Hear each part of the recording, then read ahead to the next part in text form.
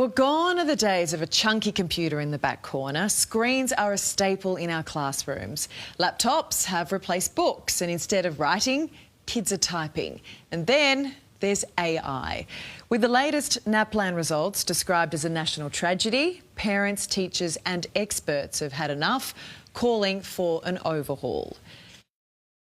Steph Challis is a high school teacher in Victoria. Stephanie, thanks for joining us after a long day in the classroom.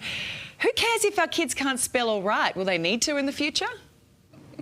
I think, Ali, we should all care about that deeply. We would simply not be raising good citizens if that was the attitude that we held as teachers. And just to be clear, I agree with you wholeheartedly on that. But look, you've actually banned technology from your classrooms. Why? In my own classroom, I don't teach with one-to-one devices anymore. I'll use them very, very sparingly, but they were just causing too much distraction without giving any increase to learning outcomes. And so by taking them out of my classroom, it's just a much calmer environment. And when you say a distraction, what do you mean by that? I think as adults we get so distracted on these devices and our students are no different. They're doing a lot of things that they shouldn't be doing on the computers through no fault of their own, but because they're designed this way. We know that studies have shown us that in classrooms when one-to-one devices are used, students are actually spending up to 38 minutes per hour off task. Ooh, and then you got to wonder, what are they doing with that 38 minutes? You know, are they popping onto online shopping? Are they watching a movie? Are they chatting to friends? Hey, what do the kids think about it, the ban? It's a mixed bag. I found that in the lower year levels, my students are quite receptive to it.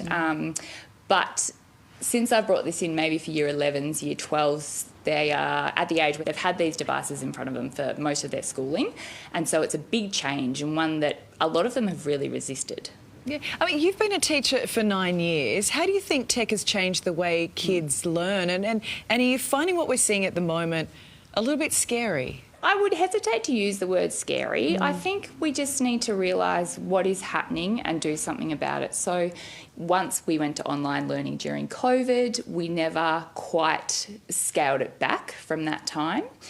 I also think that once one-to-one devices were introduced in schools, it was introduced with good intent. Yeah. But we didn't have any evidence about how these would affect our learning outcomes. Now we have this evidence.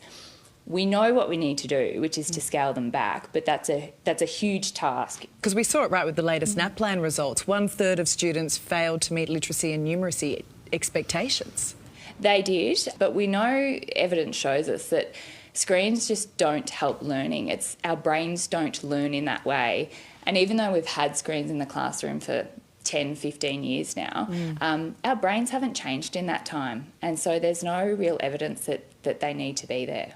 And then, of course, we have AI. That is a beast within itself. Where do you start with that one? Oh, I think you start by not having it in classrooms. It is so new. We don't have the evidence about what AI would do. So I would caution that we wait. We also know that students use AI for a number of things, but overall it's a shortcut to learning. They need to do that deep learning so then they can critically use AI when they're older at a different time in their lives. And that's the difference, isn't it? You know, when you and I are using AI, we've been raised in a different era. So to be critical thinkers, you know, to have our own ideas and creativity, are we potentially taking that away from our kids, and what impact does that have long term? I think would have massive impacts. You're right, we can use it if we choose to. We have an idea of if it's correct, if it's not correct. Students do not have that. And I think by using it too soon and too frequently, we are really doing them a disservice. But it is also the future. So is there not an argument that we introduce it to them, you know, when they're young, because this is the way the world is now and they've got to fit in with that? Yeah, I, to be honest, think that's a pretty lazy argument.